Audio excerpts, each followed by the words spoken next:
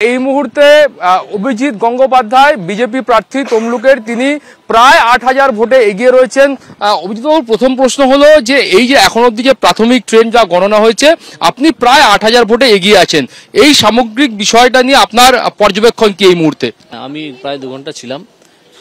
দ্বিতীয় রাউন্ডের গণনা ঘোষণা হয়েছে, যদিও গণনা হয়ে গেছে ৫ রাউন্ড অবধি। দ্বিতীয় রাউন্ডের গণনার শেষে বিজেপি প্রার্থী হিসেবে আমি প্রায় ৮,০০০ ভোটে এগিয়ে আছি।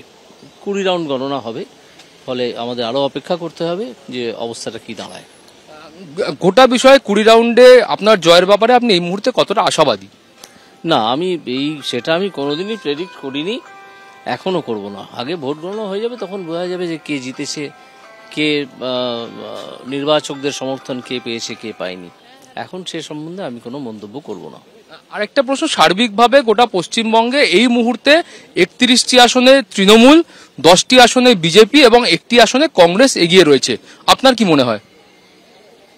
আসলে এখন প্রত্যেকটা এতেই যা অবস্থা, আমাদের এখানে খুব দ্রুত কাউন্টিং চলছে। দ্রুত কাউন্টিং অন্যান্য জায়গাতেও যদি চলে, তাহলে ঘোষণা মতো ২টো বা ৩টের বেশি রাউন্ডের ঘোষণা এখনো হয়নি, কিন্তু রাউন্ড গণনা হবে ২০ অবধি। ফলে এখনই কিছু বলার মতো অবস্থা আসেনি, বা কিছু চিন্তা ভাবনা করার মতো, যে দুশ্চিন্তা করার মতো বা খুব আনন্দ করার মতো অবস্থাটা আসেনি। এটা একটা প্রাথমিক ফল, আসছে আস্তে আস্তে। আমাদের ওয়েট করতে হবে অন্তত আমার মনে হয় ৩টে সাড়ে ৩টে অবধি। আর একটা শেষ প্রশ্ন, যে দেশে কংগ্রেস আগের লোকসভা ভোটে যে আসন পেয়েছিল তার থেকে আসনটা প্রায় ডবল এই মুহূর্তে যে প্রাথমিক ট্রেন্ড আসছে। হ্যাঁ, বিজেপি থেকে অনেকটাই ব্যবধান কম, অনেক জায়গায় তারা এগিয়ে রয়েছেন, এবং সার্বিকভাবে কংগ্রেস বা যে ইন্ডিয়া জোট তারা কিন্তু ফলাফল বেশ ভালো করছে বলে দেখা যাচ্ছে। ঠিক আছে, দেখা যাক শেষ পর্যন্ত কোথায় দাঁড়ায়, কে কোথায় দাঁড়ায়। আমাদের তো শেষ অবধি অপেক্ষা করতে হবে। দেশের পরিসংখ্যান দেখুন, এনডিএ এই মুহূর্তে ২৭৩ আসনে এগিয়ে রয়েছে। ইন্ডিয়া জোট এই মুহূর্তে ২৫১ আসনে এগিয়ে, অন্যান্যরা এগিয়ে ১৯টি আসনে।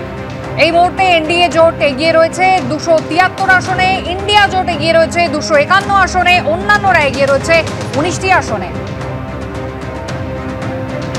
আর এবার রাজ্যের পরিসংখ্যান দেখাই আপনাদের।